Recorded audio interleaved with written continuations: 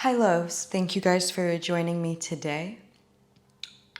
I want today's episode to really be about the systems of control that are in place and how through the knowledge that whistleblowers give us, how we can learn to be more cognitively sovereign by having access to the truth and to not fall into the pits of despair or confusion, but stay afloat through our own knowledge and understanding of how the systems in place are navigating. I will be referring a lot to a book that I highly recommend. It's called Things That Can and Cannot Be Said. And the book basically starts because a Hollywood actor and activist, John Cusak, had the brilliant idea of bringing three truth seekers in powerhouses of intellect together into a room to have a dialogue. The people he brought together was Arundhati Roy, Daniel Ellsberg, and Edward Snowden. So Arundhati Roy is a Booker Prize winner, an extremely famous writer. She wrote The God of Small Things that's been published in 42 languages and was getting banned all over India. She speaks a lot against Modi, the current prime minister in power, and was actually chased out of India for doing so. She is a really prolific writer who writes a lot about the caste system in India and Kashmiri independence, and she's just a huge propeller for goodness and truth. And Daniel Ellsberg was the man who leaked the Pentagon Papers during the Vietnam War. He's probably the biggest whistleblower in all of history. And then Edward Snowden. So John Cusak, Arundhati Roy, and Daniel Ellsberg all go to Moscow. Why Moscow? They go for the purpose of meeting Edward Snowden, who is a whistleblower that was exiled to Russia for leaking highly classified NSA information about surveillance. So this was a guy who worked in the military, who worked for the CIA, who worked for the NSA. And despite being in so many governmental organizations, he still believed that overall what his purpose was to serve the public and that they needed to know the truth about what was going on. So this book, Things That Can and Cannot Be Said, is really written about this meeting and what the meeting unveils about truth. So in an early conversation with John Cusak, Arundhati Roy poses a very profound question. And she asks, is it possible to have a moral state, a moral superpower? So I thought about that for a while, and I thought about how if we look at history, history would say no. How morality and power don't really seem to meet because the chosen playground is just power. And when we look at the United States that has supported 39 dictatorships worldwide, dropped the only nuclear bomb in history, the US is really in personality like a fumbling teenager. Even if you think about how young the country is, it's kind of acting in this way of a lot of the time ignorance for what it's doing on a global scale, also coupled with a sense of invincibility like a teenager would have, that you can just walk all over the place and do whatever you want and that there's no consequences. But of course there always are. And when we think about the antithesis of love, it's power. The opposite of love is power. And power is really maintained through control. The most effective way to control a population is to understand them more than they understand themselves and use that understanding for manipulation, for understanding their emotions. If you look at the whole theater of politics, it all works around the tactical tool of fear. And then if you look at the machinery of capitalism, it works through playing with desire. And so how can a government understand the people more than they understand themselves? Well, this is actually exemplified by the hyper-surveillance exposed by whistleblower Edward Snowden. So he sacrificed his freedom to tell the public the truth. He was cast out of his home country, still exiled in Russia. So Snowden confronted the NSA, which is probably one of the most secretive and powerful agencies in America. They were harvesting real-time data from millions of Americans without any consent. And Snowden's main aim was to inform the American public about the emergence of a type of Orwellian society where every single action and word is monitored. So basically, privacy no longer exists. Snowden warned, if we do nothing, I'm quoting him now, if we do nothing, we sort of sleepwalk into a total surveillance state where we have both a super state that has unlimited capacity to apply force with an unlimited ability to know about the people it's targeting.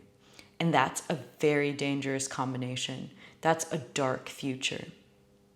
The fact is that they know everything about us and we know nothing about them because they are secret, they are privileged, and they are a separate class. End quote. So his main goal was to inform the public of what was actually going on, of this hyper surveillance. And there were other reasons too. So another driving force for Snowden to go public was the NSA sharing real-time data of Palestinians in the United States with the Israeli government, which is just, when we think about why and what's going on right now in the state of affairs, it's just absolutely horrific. And okay, so surveillance. The way governments package surveillance is that it's really necessary. Why is it necessary? It's necessary for public safety. But this isn't just any surveillance. This is a hyper-fixated point. This is data harvesting. This is not about public safety. This is complete, utter bullshit wrapped in really shiny packaging. What it is it's tighter reins. And both Snowden and the other whistleblower, Ellsberg, they see the surveillance and the security of today really slipping into a police state. Snowden then states, quote, "Armies were being turned into police forces to administer countries they have invaded and occupied, while the police, even in places like India and Pakistan and Ferguson, Missouri, in the United States, were being trained to behave like armies, to quell internal insurrections." End quote. And then Ellsberg piggybacks off of this point. He saw how many Black people already in America are living in a police state. And he was very scared that if another 9/11 occurred, it would be all too easy to just round up Muslims into camps, like what happened to Asian Americans basically in America during World War II. And with this hyper surveillance, the people at risk the most are minorities. Okay, so that's one method of control, which is hyper surveillance, understand people more than they understand themselves. And what can protect us in this case? There's things like end-to-end encryption, using Telegram, encrypting your emails, things like this, but it's not enough. Another thing is to be really mindful about what we're even expressing on the internet. So how much do we really want to share? More than anything nowadays, privacy is such a superpower. So when we text someone, what is it we actually really want to share? When we go to social media, what content is worthy of being shared? For me, a lot of the time, I don't even like or comment posts. I don't want the algorithm to get too attached to notice what I like. And I think it's actually working because my algorithms give me such stupid things that I don't even care about. Selena Gomez, very random stuff that I don't even have interest in. So, yeah, I guess the downside would be your algorithm feeding you stuff you don't really care about, but the upside is your privacy. And so really holding back in some way or being mindful of what we want to express through our phones. One of the best things we can do while we sleep is to actually completely turn our phone off, completely unplug the Wi-Fi.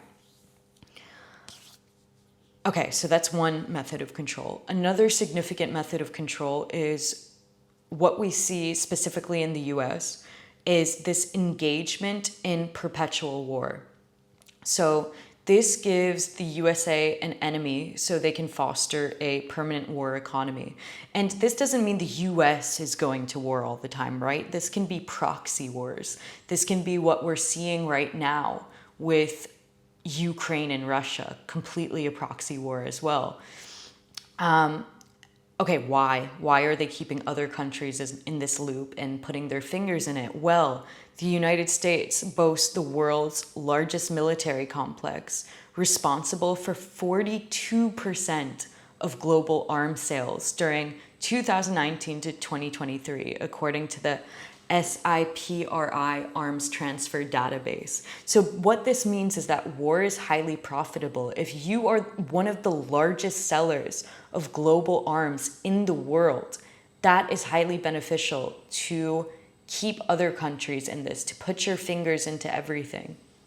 So not only is the USA not only the biggest supplier of arms globally, it's the third largest military in the world. This is not random. Like, it's not coincidence. It's a highly strategic method of global involvement.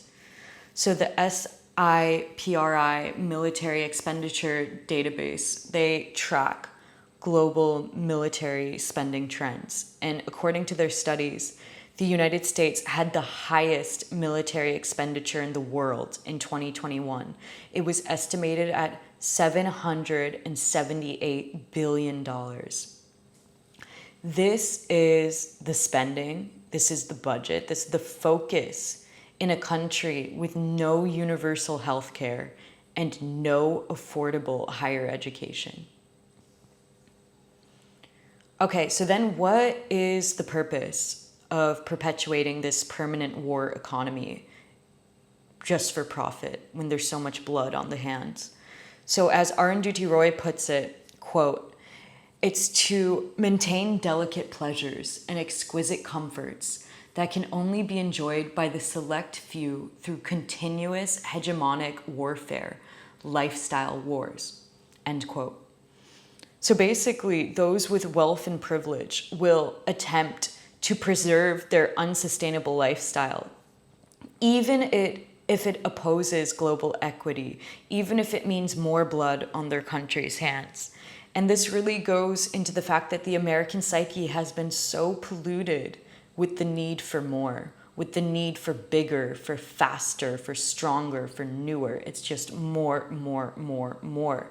If we think about a country like India, with so many people adopting an American mindset to consumerism, the whole world would be underwater with just the consumption is so ridiculous. And in the end, it's not just hurting us, because this need for more is actually, if you think about it on a psychological level, it's extremely painful because it's a dissatisfaction with obviously what you have. And even more than that, it's a spiritual impoverishment because it's filling a void with something that will never be enough.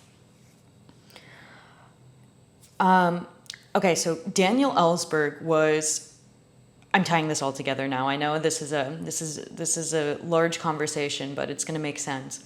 So Daniel Ellsberg was the other whistleblower, right? And he was a military strategist employed by Rand, who helped to, in a way, perpetuate these type of wars until it became absolutely unbearable for his conscience, and he completely flipped the script. So Ellsberg stands as the most pivotal whistleblower in all of US history. His revelations unveiled the deceit and the lies perpetrated by the US government during the Vietnam War. So his leaking of classified information, it contributed to Nixon's resignation, it contributed to the effort to end the Vietnam War, and it also contributed to advancements in press freedom. Ellsberg exposed nuclear secrets, domino theory, revealed the nuclear arms race as a series of complete fabrications. Like, they were making the whole country work so hard with the thought that, Russia had so many nuclear arms. They had 4. And at this point, we were trying to generate thousands, which was absolutely ridiculous and terrifying.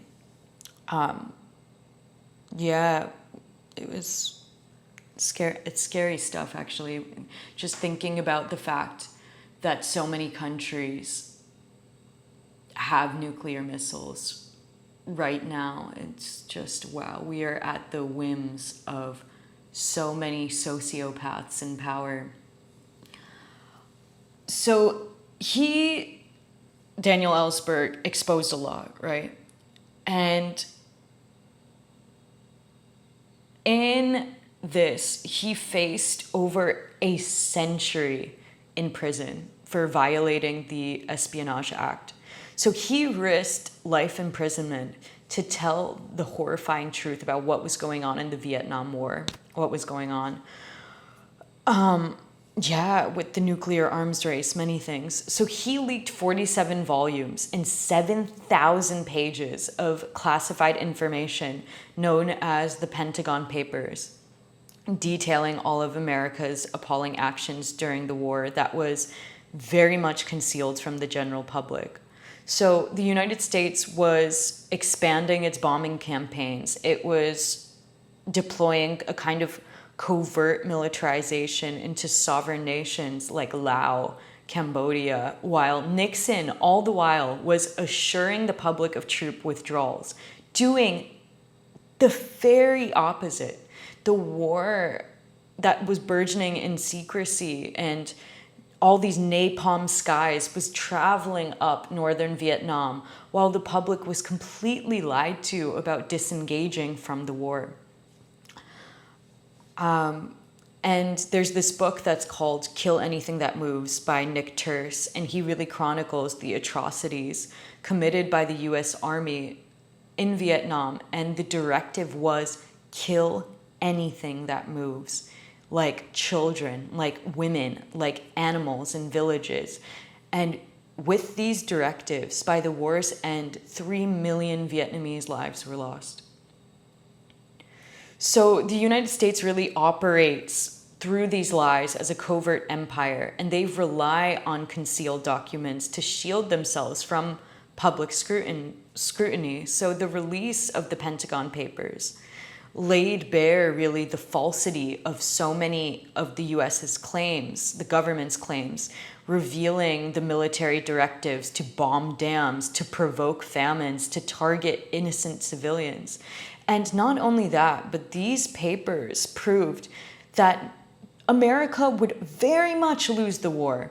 The war was a total sham to engage in. It was all around wrong. When we saw that the French lost, there was no reason to go in, really.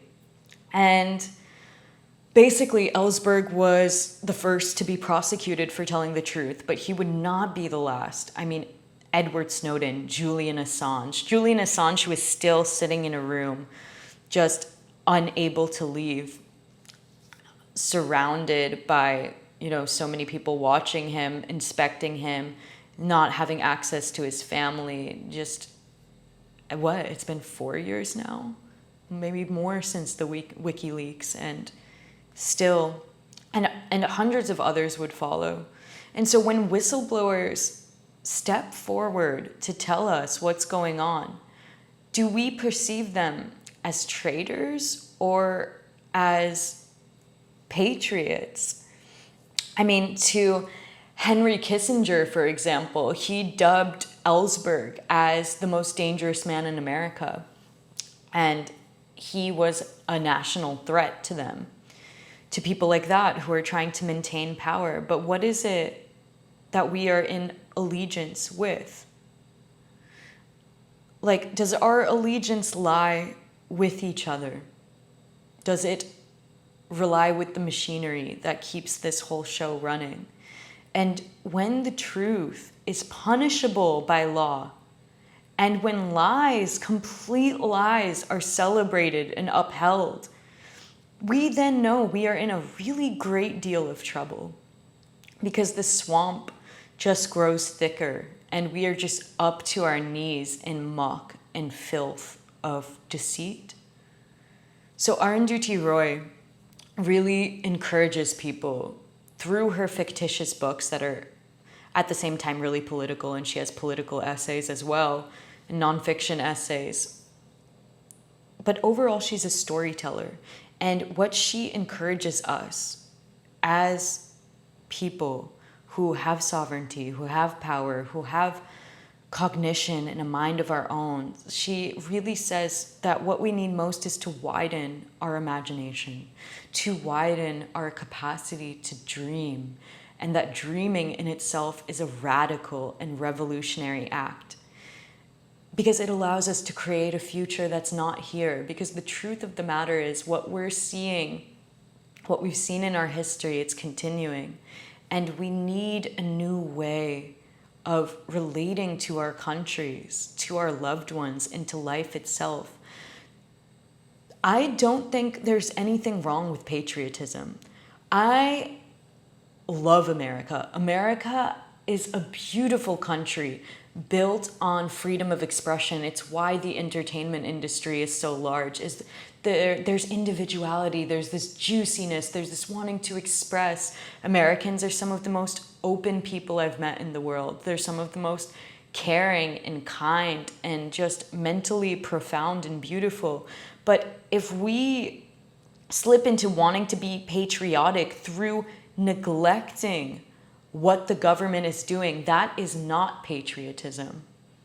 It is our duty as patriots, as people who love the country, to want to know truth, and who want to know truth not just for the preservation of our own nation, but to see the interconnectedness of everything, and not just with our perceived allies like Israel or whoever else, but with our fellow humans. And when we see our country making so many people public enemies and demonizing other humans, we can say no, yeah, no, and not buy into certain stories, certain fear-mongering, and come back to what is essential in life, what keeps everything buoyant and afloat, which is love, which is humanitarianism, which is being there for people.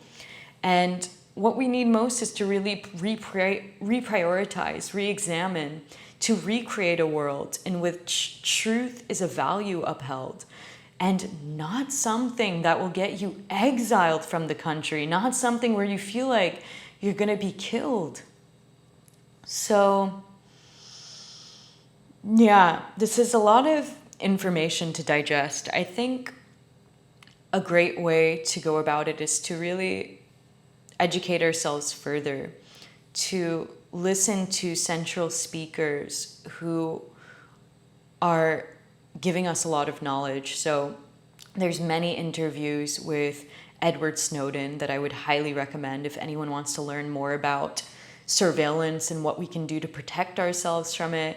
Daniel Ellsberg died, but he has many great interviews on YouTube, specifically with Democracy Now! That I would also really recommend to you guys. And also really reading Arundhati Roy, who is just this fantastic mind, this really prolific writer. And she tackles so many different things. She's been involved in Kashmiri independence, in looking at U.S. machinery and capitalism, in, yeah, so many of the debates that are really, we're all feeling. She's also a huge advocate for Palestine and what's going on right now, which is just so horrific. We're witnessing Joe Biden fueling a genocide right now. So with all of these things going on in our collective conscience, there's a lot that we need to digest. And yeah, there's so much that's demanding our attention. And it's great to be educated and knowledgeable and to know these things, but to also simultaneously not slip into despair.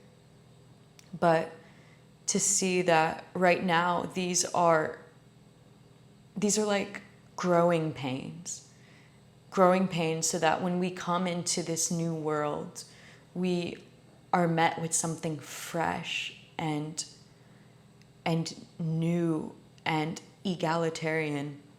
And I think that really is the direction of where we're heading. It takes kind of the dark ages to then come into something that is shiny and with splendor and with delight and with newness. So we are heading there, slowly but surely. Yeah, thank you guys for the time. Thank you for the engagement. Thank you for the comments. Yeah, and I hope to really keep our discourse moving. So light and love and blessings to you all. Mwah.